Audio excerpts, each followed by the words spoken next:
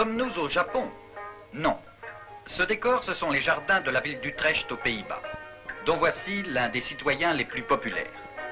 Un grand garçon placide et calme, qu'une certaine myopie oblige à porter lunettes. Une allure d'étudiant ou d'intellectuel.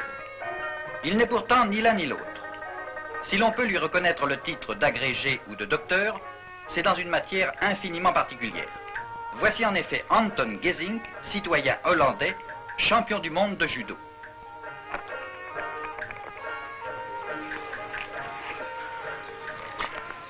Quelles sont les circonstances qui vous ont amené à pratiquer ce sport?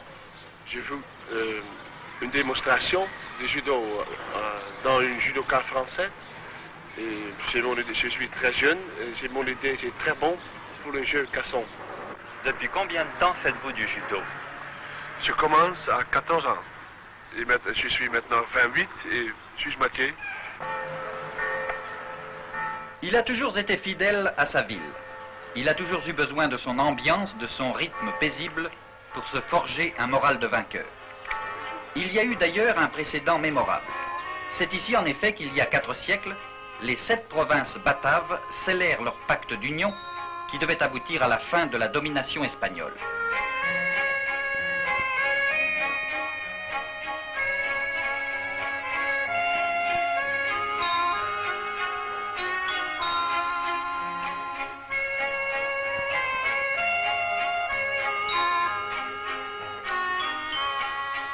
Ses déplacements en ville, il les fait lui aussi sur 2 roues. Sa bicyclette est renforcée. Il n'a jamais songé à inquiéter ses compatriotes Van Est et Geldermans. Il est trop lourd.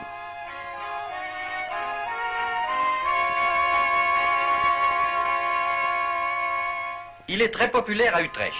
La moitié de la ville l'appelle par son prénom. Il n'en tire ni orgueil ni vanité. Il est heureux simplement de ne compter ici que des amis.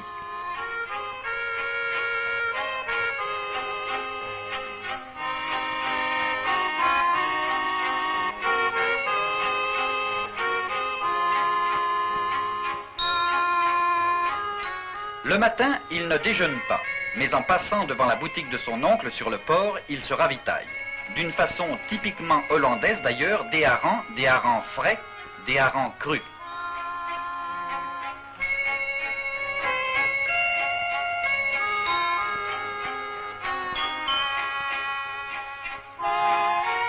Dans la foule, il se remarque. 2,10 m, ça ne passe pas inaperçu. Chaque jour, désormais, il passe le plus clair de son temps dans la salle de judo qu'il vient d'ouvrir. Car il a choisi d'enseigner à ses compatriotes le sport qui a fait sa renommée. Et du matin au soir, on s'y bouscule.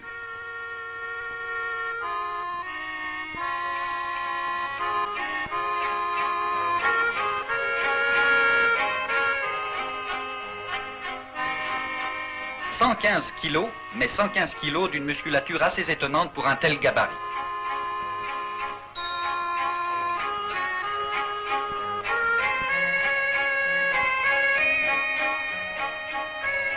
Il est 6e dan, presque au sommet de la hiérarchie. La ceinture noire, c'est l'ambition de ses élèves.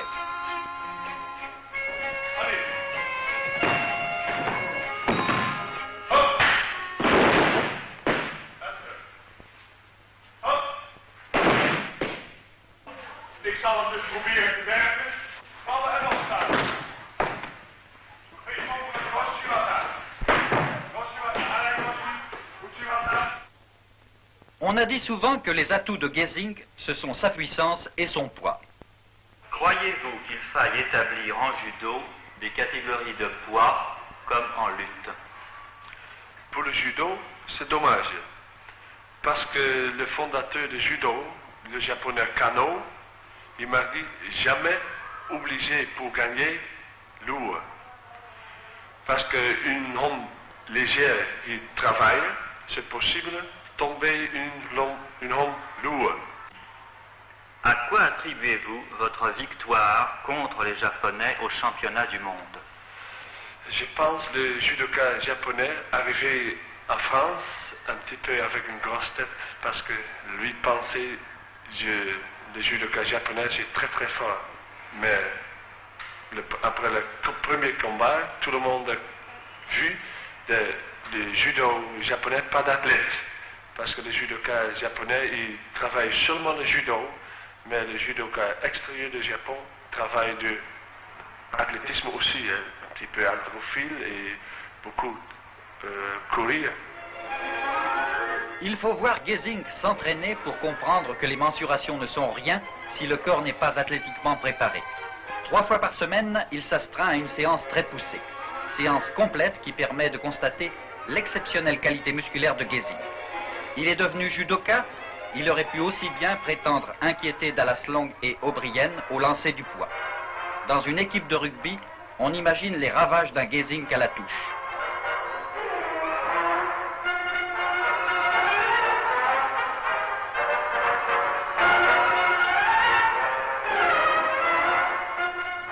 Voici au ralenti la prise qui lui a permis d'être champion du monde. Il a beaucoup étudié avec les maîtres nippons. Il s'était juré de débarrasser l'Europe du complexe japonais. Il a tenu parole. Au stade Pierre de Coubertin, le 2 décembre dernier, il a terrassé successivement les 3 Japonais. Sonné, le dernier, était le champion en titre. C'était aussi le plus rusé, le plus inquiétant. Ce fut long, très long, 7 minutes déjà, quand Gesink porta le coup décisif, 6e de jambe avec immobilisation.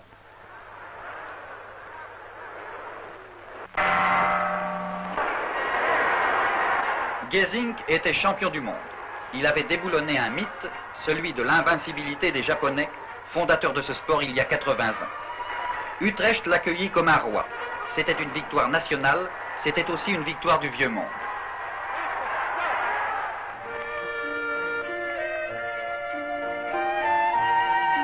Il n'a pas eu la tête enflée pour autant. S'il a réservé, dans son petit appartement d'Utrecht, la meilleure place à ses trophées, c'est qu'il lui rappelle d'excellents souvenirs et d'excellents camarades dont il a triomphé. Au Japon, depuis 6 mois, son nom est presque aussi populaire qu'en Hollande.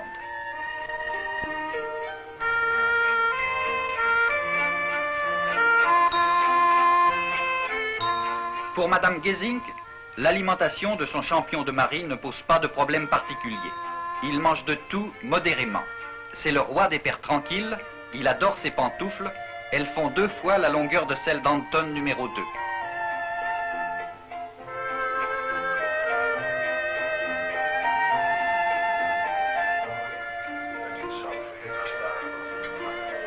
Les Gesink ont 3 enfants, les 2 filles aînées et le garçon. Les repas sont toujours très animés. Malgré la taille du locataire, on n'a pas rectifié la hauteur des portes.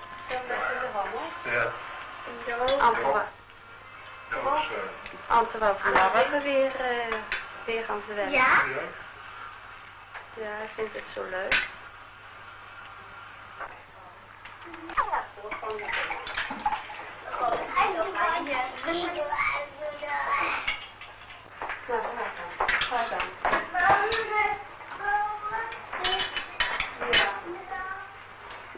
Il enseigne les jeunes, il initie l'armée, il entraîne l'équipe nationale.